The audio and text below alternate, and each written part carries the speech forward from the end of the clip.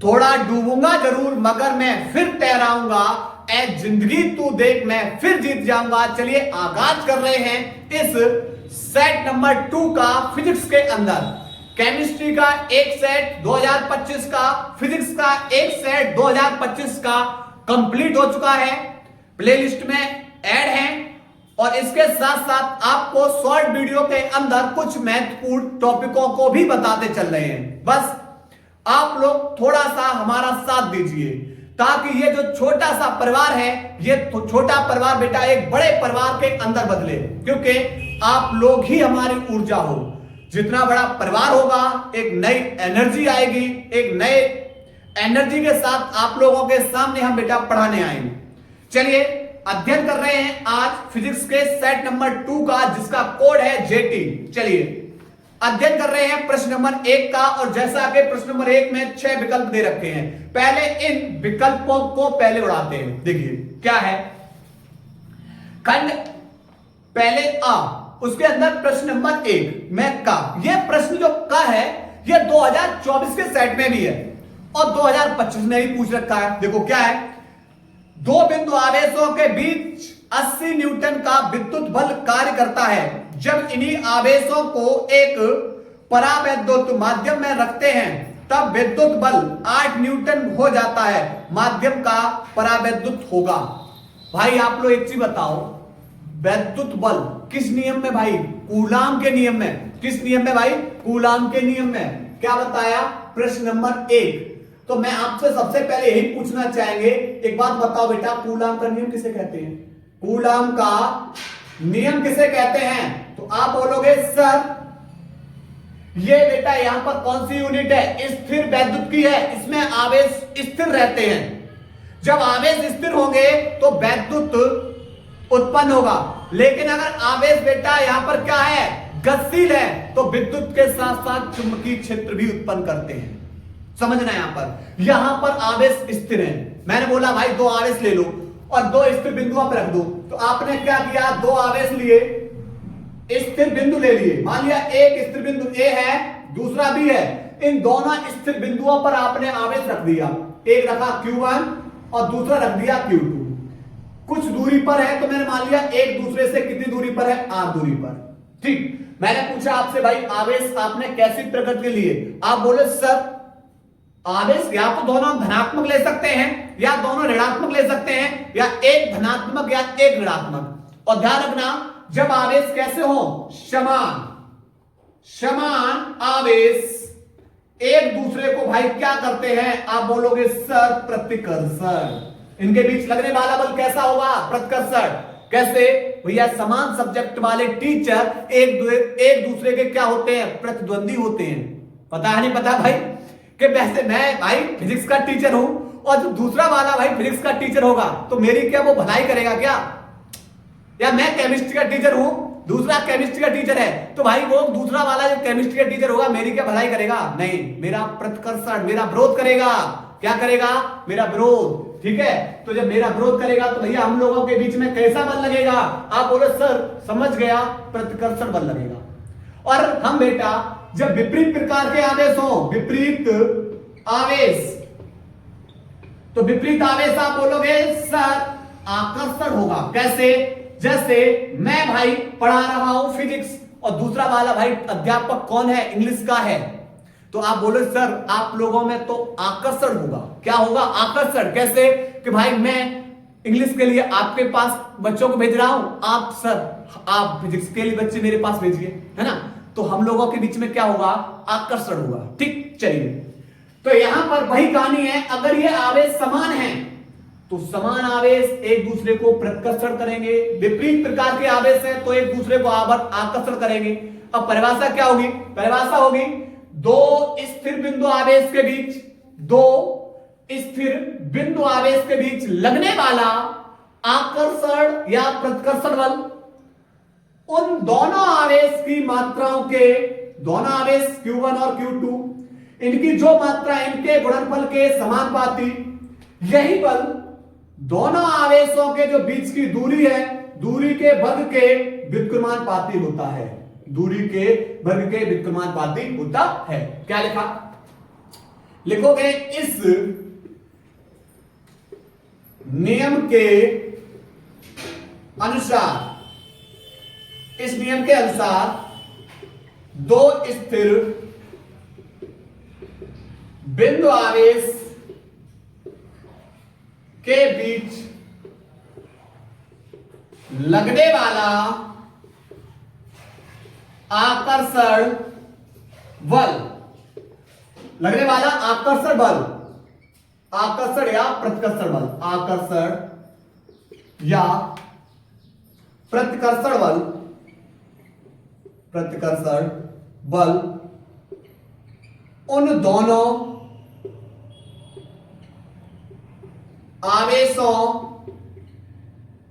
की मात्राओं के गुणनफल के समानुपाती तथा उनके बीच की दूरी, उनके बीच की दूरी के वर्ग के व्युत्क्रमानुपाती होता है, व्युत्क्रमानुपाती होता है। दो स्थिर बिंदु आवेश के बीच लगने वाला आकर्षण या प्रतिकर्षण बल उन दोनों आवेशों की मात्राओं के गुणनफल के समानुपाती तथा उनके बीच की दूरी के वर्ग के कैसा होता है भैया, व्युत्क्रमानुपाती। अब करना क्या है, समीकरण 1 व 2 की तुलना करने पर, अब चूंकि बेटा ये दोनों के दोनों आवेश कहां है, वायु माध्यम में। किसने, ये वायु, दोनों आवेशों के बीच में कौन भरी हुई है, वायु है, वायु माध्यम में। ठीक, तो बेटा समीकरण 1 व 2 की तुलना करोगे, आपसे बोले भैया कलम, बहुत सारी कलमें हैं और कलमों की तुलना कलम से करोगे तो क्या मिलेगा, आप बोले सर कलम ही मिलेगा। क्या मिलेगा, कलम। तो आप मैं पूछे भैया एफ की तुलना एफ से करो तो कहां मिलेगा, आप बोलो सर एफ ही मिलेगा, इस चिन्ह के साथ तुलना करोगे ये चिन्ह मिलेगा।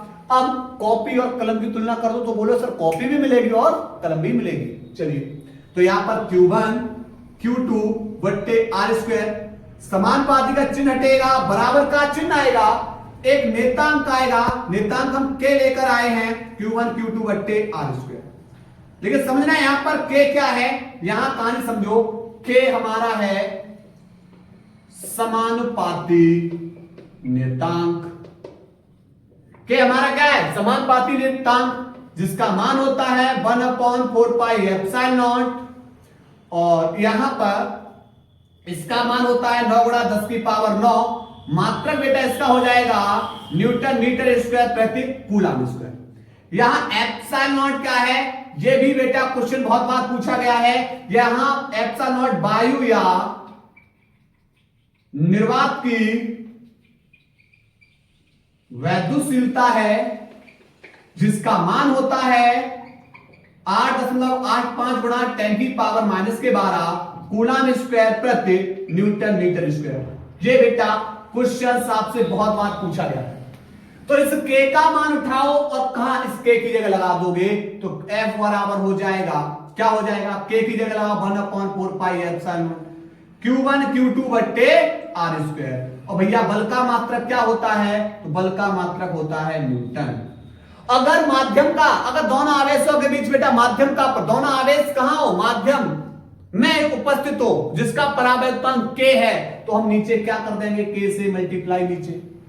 ठीक, बस अब इसी से संबंधित बेटा न्यूमेरिकल्स करना है। चलिए तो एक बार इसका स्क्रीनशॉट ले लो, पहले लीजिए स्क्रीनशॉट। चलिए अब क्वेश्चन करते हैं। क्वेश्चन है भैया, सबसे पहले एक बात बताओ, वायु या निर्वात में दोनों आवेशों के बीच लगने वाला जो बल होगा F बराबर 1/4πε0 Q1 Q2 बट्टे R²।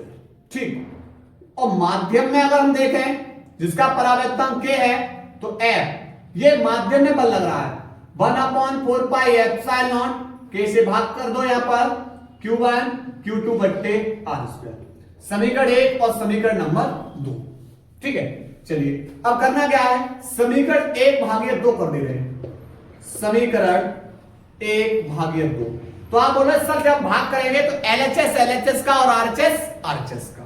ठीक, तो मैंने क्या बोला, मैंने बोला भाई कि यहां पर एलएचएस एलएचएस का भाग और आरएचएस आरएचएस, तो एफ एयर ये वायु में लगने वाला बल है दोनों आवेशों के बीच। यहां पर ये बल कहां लग रहा है, माध्यम में, बराबर लगा बेटा एफ ए का मान 1/4πε0 Q1 Q2 बट्टे आर स्क्वायर बट्टे एफ एम का मान 1/4πε0 के Q1 Q2 बट्टे आर स्क्वायर, कैंसिल 1/4πε0 से 1/4πε0 कैंसिल, तो एफ ए बट्टे एफ एम बराबर ऊपर 1/1 बट्टे 1 बट्टे कौन है के, बाहर का बाहर उड़ा अंदर का अंदर, तो फॉर्मूला बन के तैयार। ये एयर में बल लग रहा है, ये माध्यम में बल लग रहा है, बराबर किसके हो जाएगा, परावैद्युतांक के। लेकिन बेटा वायु में जो बल लग रहा है वह 80 न्यूटन का लग रहा है, वायु में जो बल लग रहा है वह 80 न्यूटन का, माध्यम में जो बल लग रहा है बेटा 8 न्यूटन का। परावैद्युतांक पूछा है, चलो लगा दो, तो के बराबर एफ ए कितना 80 बट्टे एफ एम कितना 8 भाई 80 के बराबर बेटा कितना निकलेगा 10। इसका ऑप्शन बेटा कौन सा सही है, विकल्प भाई कौन सा सही है भाई, इसका विकल्प भाई सेकंड, कौन सा सही है, सेकंड, इसका पहले का सेकंड विकल्प क्लियर। ठीक है, नोट करिए। चलिए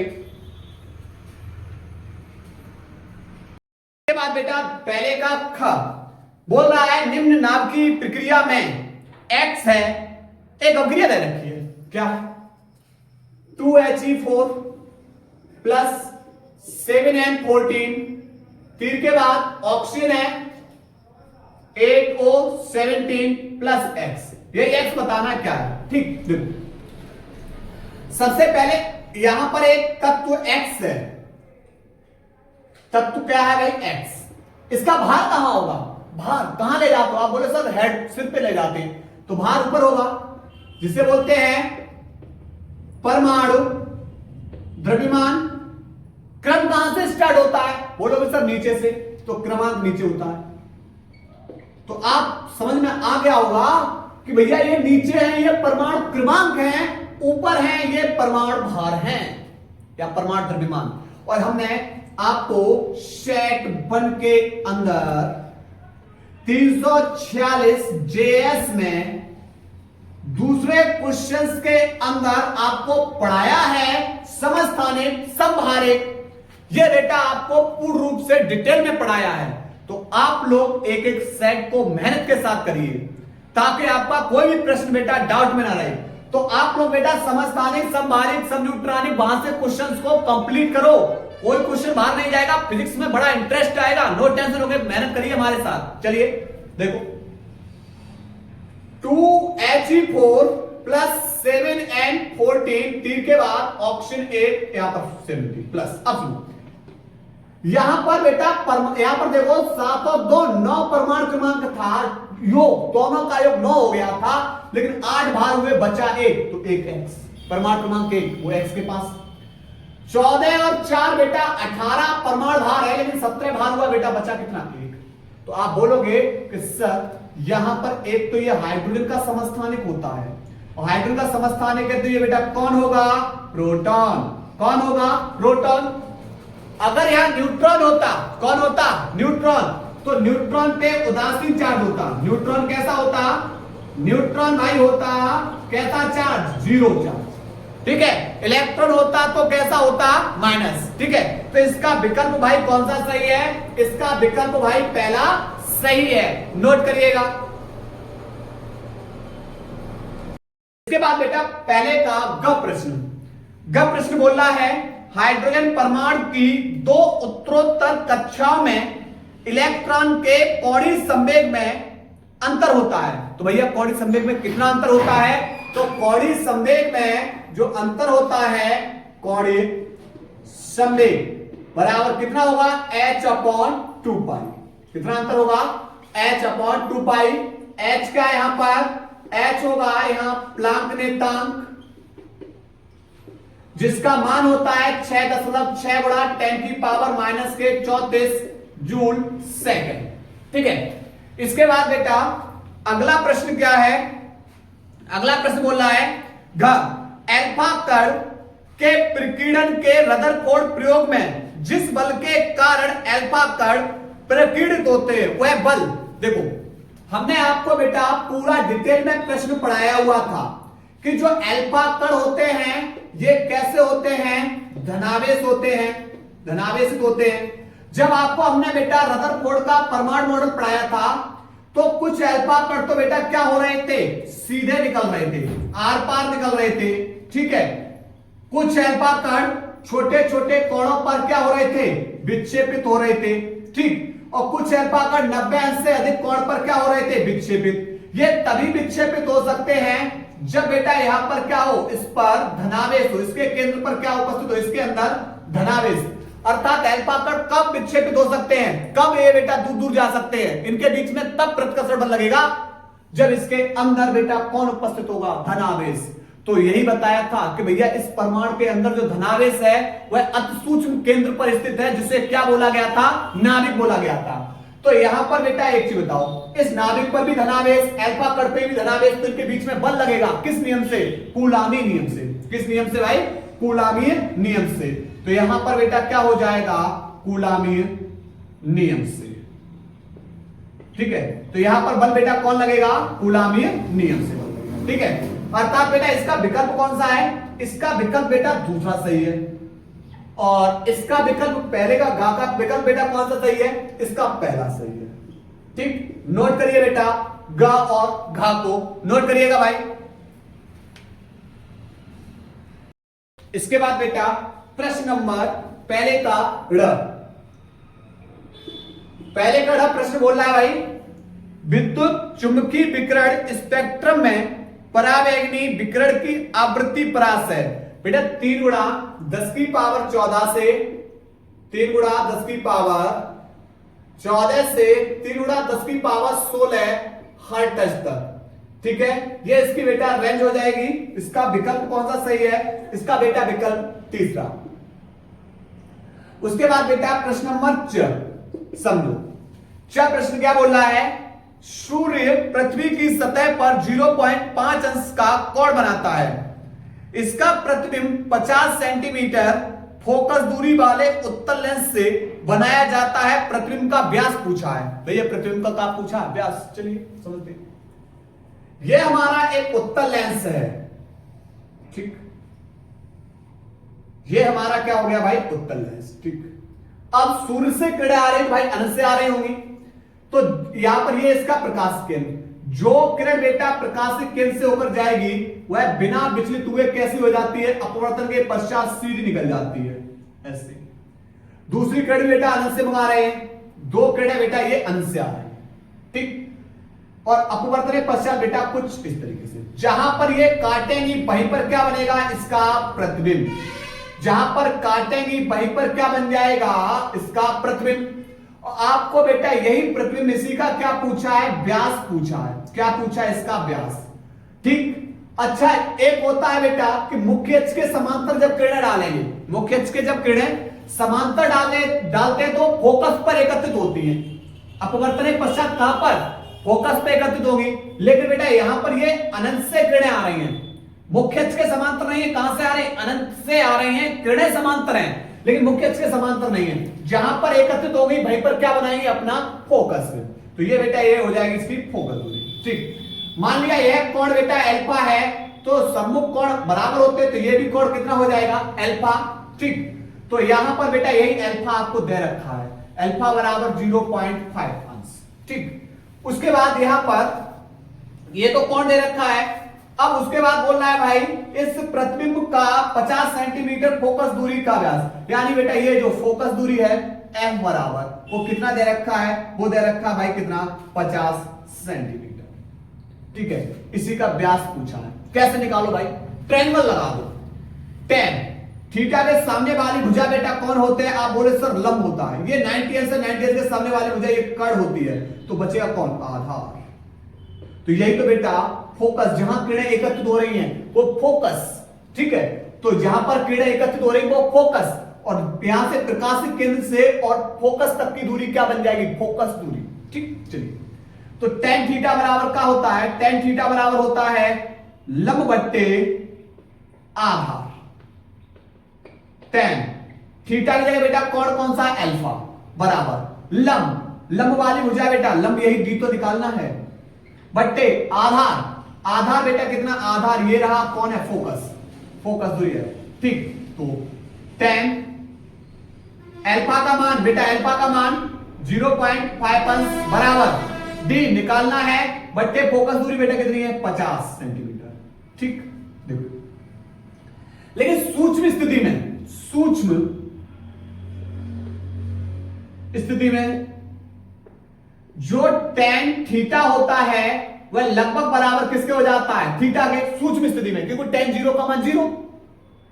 ठीक है, तो यहां सूक्ष्म स्थिति बेटा tan थीटा का मान थीटा हो जाएगा, तो यहां पर बेटा tan हट जाएगा, बचेगा कितना, तो यहां बचेगा 0.5 अंश, इसको रेडियन बदलोगे तो π/180 और बराबर डी और बट्टे कितना, 50, जे 50 भाग में दूसरी ओर जाके गुणा में, तो 0.5, ठीक है, इंटू पाई, पाई का मान बेटा 3.14 इंटू में 50 बट्टे 180। ठीक, देखो 0 से 0 कैंसिल। अब करना क्या है, इन सब का मल्टीप्लाई करो, देखो 25 का 314 मल्टीप्लाई कर रहे हैं, देखो तो 25 चौको कितना हो जाएगा, 100।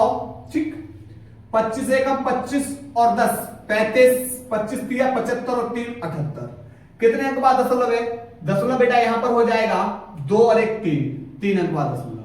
ठीक, अब करना क्या है, तो यहां से हो गया बराबर डी के, तो डी बराबर हो जाएगा बेटा 7.850 और बट्टे 18, दशमलव हटाओ 1 2 3 0 1 2 3, तो 0 0 कैंसिल, 1800 का भाग कर दे रहे हैं, 1800 का भाग कर दे रहे हैं 885, भाग जाएगा नहीं, भाग टूटे बिंदु 0, और 18 चौक 72, 0 5 6, फिर 0 बढ़ाओ, 18 सत्ते 18 तियो 54, 18 चौक 72 ज्यादा, 18 दिए 54, 0 0 यहां पर 1 1, और 18 सत्ते 126 ज्यादा हो जाएगा, 18 छिक्का 108, तो बेटा डी बराबर कितना निकलेगा, 0.436, और यहां पर सेंटीमीटर में, तो यहां पर भी हम क्या लिखेंगे, सेंटीमीटर, फोकस दूरी सेंटीमीटर में, तो व्यास भी हमने किसमें लिख दिया, सेंटीमीटर में लिख दिया। उम्मीद है कि भाई आप लोगों को विकल्प समझ में आए होंगे, आशा कर रहे हैं कि आप लोग बेटा प्रश्न को एक एक को समझने की कोशिश कर रहे होंगे। नोट करिए भाई।